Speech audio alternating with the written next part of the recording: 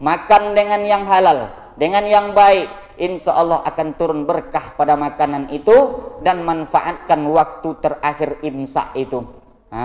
Jadi lah wak bunyi pun sirine, kalau sedang taswuk nasi lanjut jo dulu.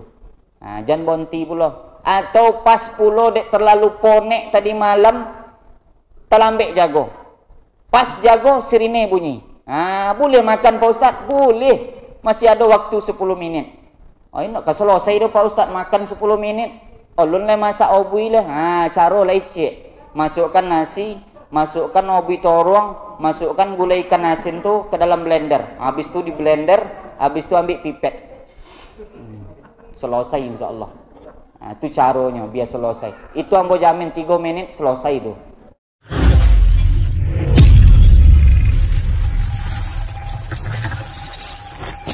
Warahmatullahi wabarakatuh. Nampaknya bunyi dari sambutan salam ala konyang. Lebih kolak 2 mangkuk. Anak raja memakai tongkat. Tongkat terbuat dari kayu jati. Salam pertama kurang semangat. Kita ulang sekali lagi. Assalamualaikum warahmatullahi wabarakatuh.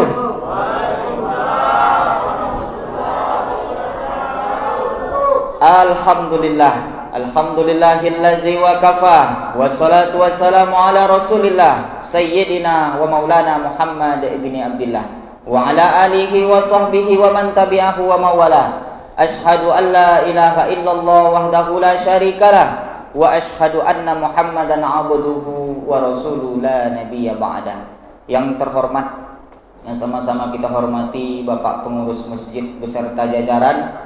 Seterusnya yang kita hormati Bapak Kadus, Bapak RW yang berkesempatan hadir pada malam ini, dan seluruhnya kaum muslimin dan kaum muslimat, bapak-bapak, ibu-ibu, besar tak dihimbau gelar, kecil tak disebut nama. Insya Allah kita semua dimuliakan oleh Allah Subhanahu wa ta'ala. Amin ya rabbal alamin. Pertama dan terutama, marilah kita bersyukur kepada Allah Subhanahu wa ta'ala atas segala limpahan rahmat dan nikmatnya kepada kita, sehingga dengan adanya rahmat dan nikmat yang telah diberikan Allah, begitu ringan oleh kita melangkahkan kaki, mengayunkan tangan menuju ke rumah Allah Subhanahu wa ta'ala. Tanpa terasa, alhamdulillah malam ini sudah berada di malam yang keempat. Alhamdulillah. Ompek bau bu, lai 26 malam lai. Kecek Pak Pengurus tadi, protokol tadi, mudah-mudahan kita istiqomah. Nyonem bowek itu nak istiqomah do Pak Kadus. Istri koma apa bowek itu?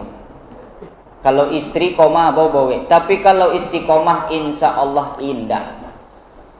Insya Allah ibadah ini akan terus kita lakukan sampai malam terakhir. Bukan terakhir Ramadan, tapi terakhir hidup di dunia ini, sampai sakaratul maut insya Allah. Mudah-mudahan amal ibadah Bapak Ibu kita semua diterima oleh Allah dan diberikan pahala yang berlipat ganda. Amin ya rabbal alamin. Bersolawat kita kepada junjungan alam, akhirul anbiya wa imamur rasul, akhrajan nas minaz zulumati ilan nur. Dia adalah akhir dari sekalian nabi, imam dari sekalian rasul, panutan umat sekalian, yakni Nabi besar kita Muhammad sallallahu alaihi wasallam. Maka mari kita kirimkan solawat dengan lafaz Allahumma salli ala sayyidina Muhammad wa ala ali sayyidina Muhammad. Maka banyak-banyak bersolawat. Di bulan Ramadan ini amal yang paling ringan rasanya dikerjakan, buat. Apa yang bisa dilakukan, buat. Karena sayang 1000 kali sayang kalau kita mensia-siakan bulan suci Ramadan ini, Ibu. Apa kata Jibril? Ya Rasulullah, aku ingin berdoa, maukah engkau mengaminkan? Kata Jibril. Mau, kata Rasulullah. Ketika Nabi naik tangga mimbar pas sholat Idul Fitri, tangga mimbar Nabi itu ada 3. Maka doalah Jibril setiap anak tangga yang dipijak oleh Nabi, Nabi yang mengaminkan. Dari salah satu 3 doa itu, apa kata Jibril? Ya Allah, laknatlah orang yang datang bulan Ramadan kepadanya. Dia menempuh bulan Ramadan tapi tidak memperoleh ampunan ketika Ramadan itu terakhir. Apa kata Nabi? Amin. Kira-kira kalaulah Jibril yang doa, Nabi Muhammad yang mengaminkan, kira-kira doa aku makbul apa tidak? Makbul. Karena dua makhluk yang paling mulia yang berdoa.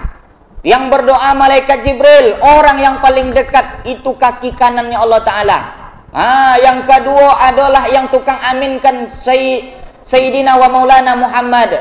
Nabi Muhammad yang mengaminkan. Apa kata Jibril? Laknatlah ya Allah orang yang berhidup di bulan Ramadan, tapi di saat Ramadan keluar dia tak memperoleh ampunan. Maka banyak-banyak ibadah di bulan suci Ramadan ini. Kurangi dosa, banyak ibadah. Apa ibadah yang mudah kita buat? Solawat. Ucapkan solawat. Allahumma salli ala Sayyidina Muhammad wa ala ali Sayyidina Muhammad. Yang ancak solawat pakai lagu pun boleh. Sallallahu ala Muhammad. Dati ondah. Ambo kadang nengok ibu-ibu pas di lampu merah simpang ngaso pakai helm, tengok mulutnya bergerak-gerak jo mulut ibu. Oh, ibu kubo zikir mungkin dati ondah. Pas lewat nak dipotong, rupanya handphone di situ. Kalau dan sobu potong aja. Rupa becito. Awak sangko bersolawat, berzikir rupa becito san. Jadi banyak ibadah, banyak zikir mengingat Allah, banyak bertasbih, banyak bersolawat. Insya Allah apapun ibadah yang kita lakukan selama Ramadan ini, pahalanya dilipat gandakan oleh Allah. Berapa kali lipat Allah tak kasih tahu. Yang jole Ramadan kau bulannya aku, kata Allah. Aku yang akan bagi ke pahala. Kalau di luar Ramadan solawat itu kata Nabi, man sholla alaiya sholatan, siapa yang bersolawat kepada aku satu kali, sallallahu alaihi asyratan, maka akan dibalas oleh Allah 10 kebaikan. Itu di luar Ramadan. Bisa jadi solawat di bulan Ramadan ini sekali bersolawat bisa jadi dibalas oleh Allah 100 kali. Dan Allah itu punya hak atas apa yang kita kerjakan. Maka jangan pernah merasa rugi dalam beribadah. Moti-moti badan bapak ibu, moti-moti kue-kuekan ke masjid. Karena hari berganti, musim berubah, umur awak bukan bertambah. Tapi pada nyatonya umur itu semakin berkurang. Yang bertambah angko dunya bu. Tahun ko ulang tahun ompek 10, tahun besok ompek 1. Yang bertambah angko. Sementara jatah semakin berkurang. Kalau sempat janji awak dengan Allah 50, tahun besok ompek 1, berarti kurang lebih 9 tahun. Lai jatah awak lah. Jadi semakin hari bertambah, umur bertambah, tapi langkah kaki awak sebenarnya semakin dekat dengan liang lahat. Apa yang akan dibawa mati? Tak lain dan tak bukan hanyalah ibadah yang pernah kita lakukan. Maka moti-moti badan beribadah. Supaya awak khusyuk, supaya awak rajin istiqomah menempuh bulan Ramadan ini dengan ibadah. Macam mana caranya? Anggap Ramadan terakhir dalam hidup awak. Kalau lah dianggap Ramadan ini Ramadan terakhir, insya Allah kita akan sholat dengan sholat yang khusyuk. Kita akan beramal dengan amal yang paling terbaik. Kita akan berzikir mengingat Allah penuh dengan linangan air mata. Istighfar tu barunya terasa bapak ibu. Kalau istighfar sembahyang kadang astaghfirullahalazim, tak merasuk ke dalam hati. Ibu-ibu kadang-kadang berzikir, beristighfar di rumah. Astaghfirullahalazim, astaghfirullahalazim, astaghfirullahalazim. Tak merasuk di dalam hati. Kenapa? Karena kita belum meresapi dosa-dosa kita. Tapi coba anggap ikulah Ramadan yang terakhir dalam hidup, maka disitulah akan bermakna amal ibadah itu akan merasuk ke dalam hati. Kata Nabi, kalau kalian tidak merasakan kenikmatan dalam beribadah, maka berarti kalian belum merasakan ibadah yang sebenarnya kepada Allah. Tapi kalau sudah merasakan nikmatnya ibadah, nikmat sedekah, nikmat bersolawat, nikmat beristighfar, nikmat sholat malam sudah kita rasakan, maka istiqomah itu akan datang sendiri. Karena kita sudah cenderung merasa haus, merasa rugi kalau tak membuat. Maka istiqomah itu kata Pak pengurus tadi, torui menorui. Kenapa bisa torui menorui awak lakukan? Karena kita sudah merasa enak melakukan itu. Jadi misal Bapak Ibu kalaulah merasa lomak datang berjamaah ke masjid, sempat sekali tak pergi ke masjid, itu pun tak salah awak, mungkin hujan lobek tak bisa ditompu. Rasa rugi di dalam hati karena tak datang ke masjid. Itulah dinamakan nikmatnya ibadah di dalam hati. Bapak Ibu yang dimuliakan Allah Subhanahu wa taala, mudah-mudahan Allah berikan kita istiqomah, Allah berikan kita nikmatnya beribadah, sehingga dengan itu semua nantilah yang akan membawa, yang kita bawa mati menghadap Allah Subhanahu wa taala. Kajian singkat kita pada malam ini tausiah, kami hanya ingin menyampaikan sesuai dengan judul yang telah ditetapkan, bahwa judul malam ini nikmatnya ada keberkahan di dalam makan sahur. Aku makan ke jiwa malam gue Pak. Tadi subuh kami pengajian di Al-Ikhlas tak ada kopi. Iya Pak ya, nggak ada kopi tadi pagi. Biasa ada kopi, ada kue, ada lope, ada godok, ada bakwan, lengkap. Tadi nggak ada koryang, mota koryang juga kami.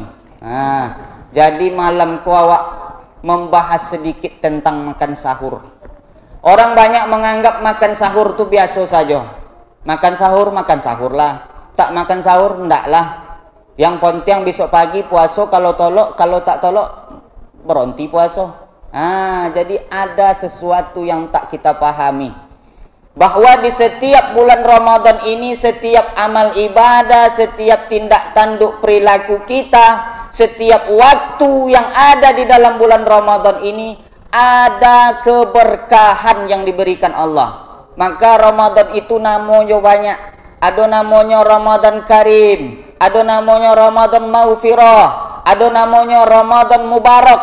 Mubarak diambil dari kata barokah, artinya berkah. Maka setiap waktu di dalam bulan Ramadan ini berkah.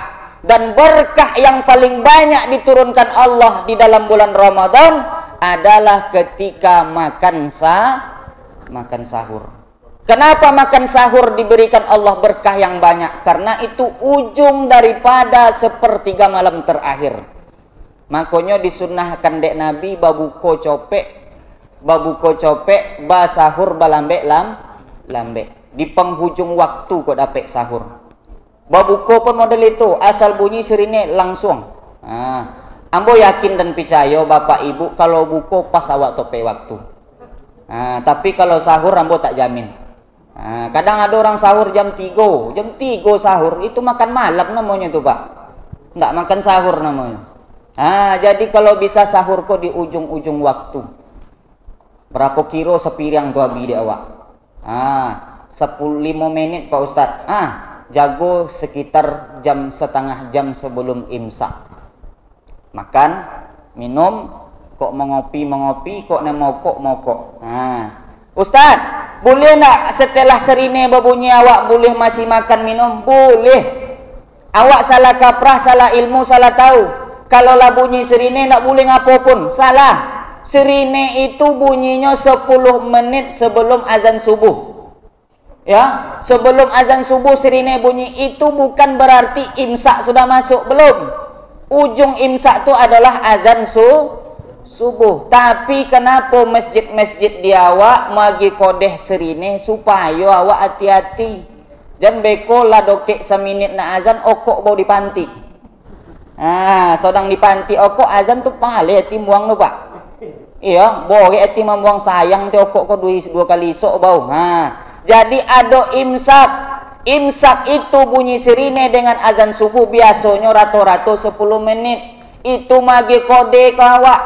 Kalau awak lah siap makan sebelum sirine berbunyi, bisa awak menggosok gigi, bisa awak berwudu, mana yang nak mandi-mandi, persiapkan segala macamnya. Dan yang paling elok adalah kata Nabi, doa yang paling makbul itu adalah di penghujung imsak.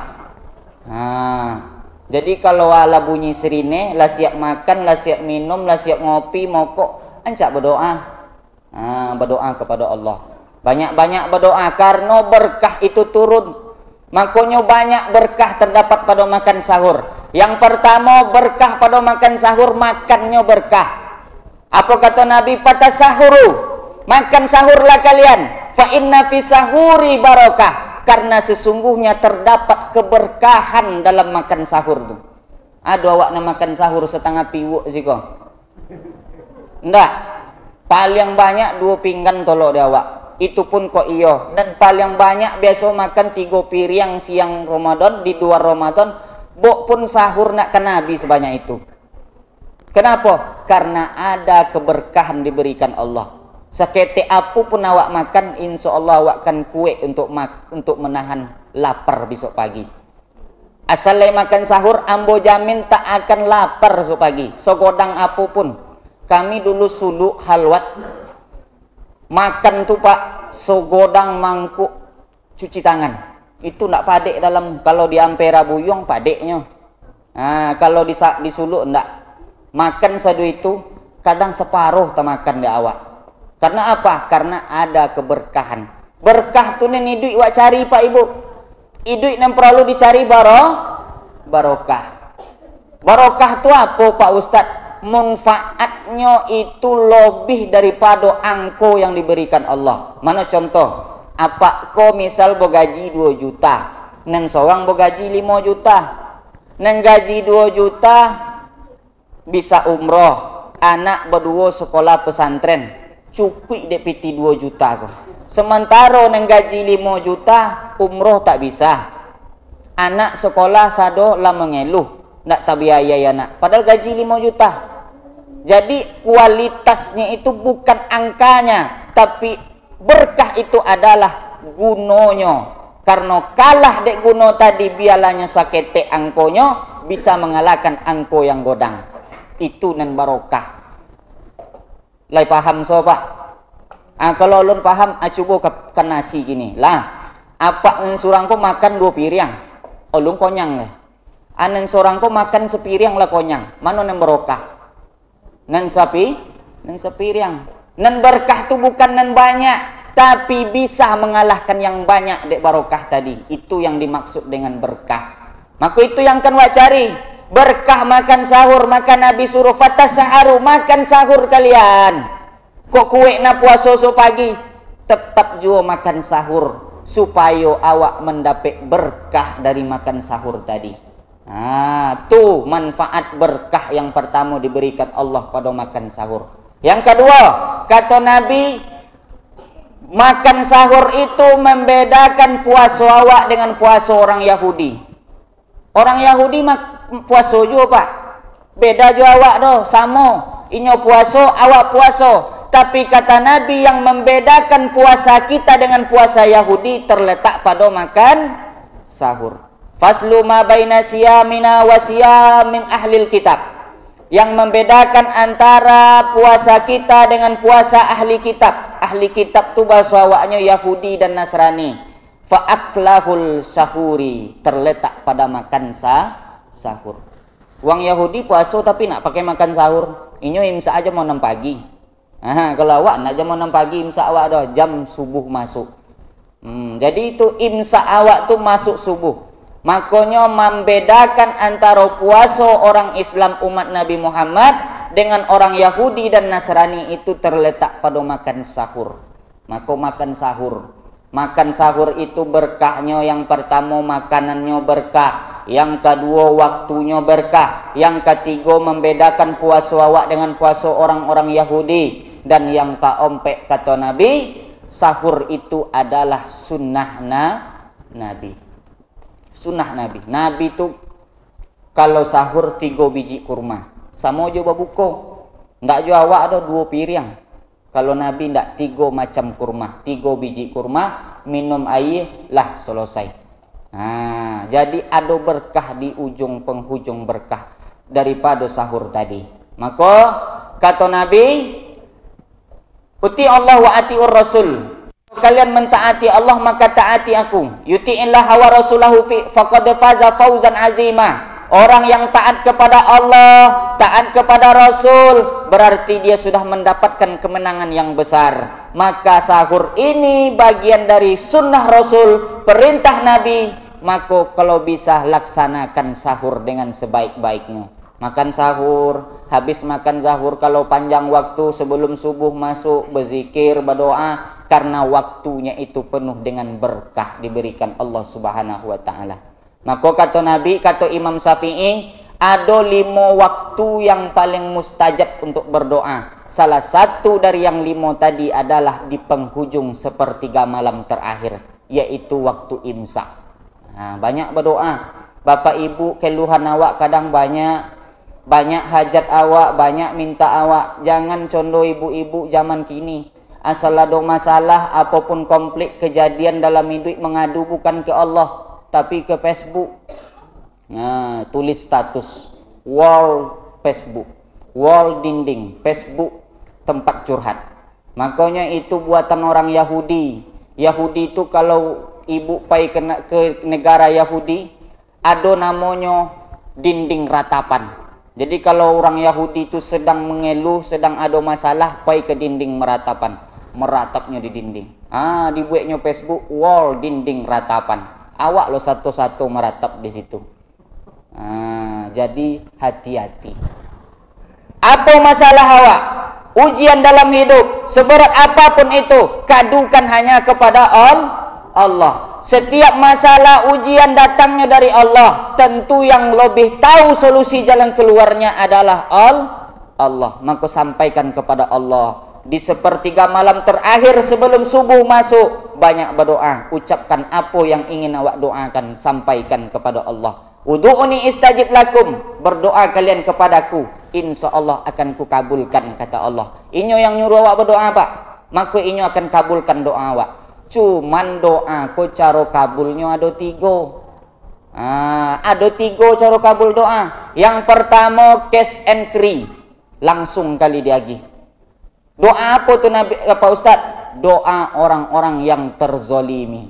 Hati-hati. Mulut awak, tangan awak, tingkah laku awak, jangan sampai menzolimi orang. Ittaquz zulma zulumatun yaumal qiyamah. Takutlah kalian untuk berbuat zalim, karena kezaliman itu akan kalian pikul di akhirat kelak. Sempat yang awak zalimi itu berdoa atau ngamalam, hati-hatilah. Dalam doanya nyusawik lo nama awak. Siap-siaplah menunggu malaikat maut sudah tu datang. Karena doanya makbul, langsung diberikan Allah. Yang kedua, doa akan dikabulkan Allah kalau menurut ilmu Allah kita sudah layak mendapatkan itu. Siang malam awak berdoa minta kayu pak. Kalau ulun menurut ilmu Allah Ta'ala ulun sampai, maka ulun kan jadi kayu. Tapi tetap berdoa. Sama macam anak kecil umur 3 tahun, 2 tahun minta pisau. Mak minta pisau, mak minta pisau, mak. Awak agih apa enggak? Enggak, karena menurut ilmu kita belum layak untuk megang pisau. Pajak ketek. Tapi apa kece omak tu, masih kocik bau nak 2 tahun, jangan main pisau dulu. Kalau lah umur 20 tahun besok jangankan pisau, grek pun nambah lagi. Karena lah sampai menurut ilmu awak. Seperti itu pula doa tu. Hari ko berdoa, potang berdoa, kami lah bertahun-tahun berdoa Ustaz. Lun le kabul kalau Ta'ala. Husnuzon kepada Allah, karena mungkin menurut ilmu Allah awak ulun layak untuk mendapatkan doa itu. Yang ketiga, cara kabul doa itu adalah la mati awak di dunia, bila akan dikabulkan Allah nanti di dalam surga. Bahkan balasan dari doa kita itu belum pernah nampak di mata, belum pernah terdengar oleh telinga, dan belum pernah terlintas di dalam hati awak. Seperti itulah doa. Semua doa-doa kita akan dikabulkan Allah, tapi kadang belum masanya dikabulkan Allah. Allah kadang ingin masih menengok awak, lain tak tahan nambah untuk terus berdoa. Sampai bilanya sanggup berdoa. Kadang Allah Ta'ala itu ingin menguji awak, lain tak istiqomah ko Ustaz untuk berdoa. Lah berdoa 4 tahun, ada yang punya yang minta anak lah 2 tahun menikah, lun punya anak. Ingin ditunjukkan Allah Ta'ala, Allah itu masih menguji awak, lai sabar nak dengan ujiannya, dan masih tetap nak berdoa minta anak. Di situ Allah ingin menilai. Kalaulah sampai menurut ilmu Allah itu sudah masanya, maka doa itu akan dikabulkan Allah. Bapak Ibu yang dimuliakan Allah Subhanahu wa Ta'ala, itulah kajian singkat kita pada malam ini. maka keberkahan di dalam makan sahur itu sungguh luar biasa. Maka manfaatkan waktu sahur itu dengan sebaik-baiknya. Makan dengan yang halal, dengan yang baik, insya Allah akan turun berkah pada makanan itu, dan manfaatkan waktu terakhir imsak itu. Jadi lah wak bunyi pun sirine, kalau sedang taswuk nasi lanjut jo dulu. Jangan bonti pula. Atau pas pulo dek terlalu ponek tadi malam, terlambek jago. Pas jago sirine bunyi. Boleh makan Pak Ustaz? Boleh. Masih ada waktu 10 minit. Nak selesai dah Pak Ustaz makan 10 minit. Ulun lah masak obui lah.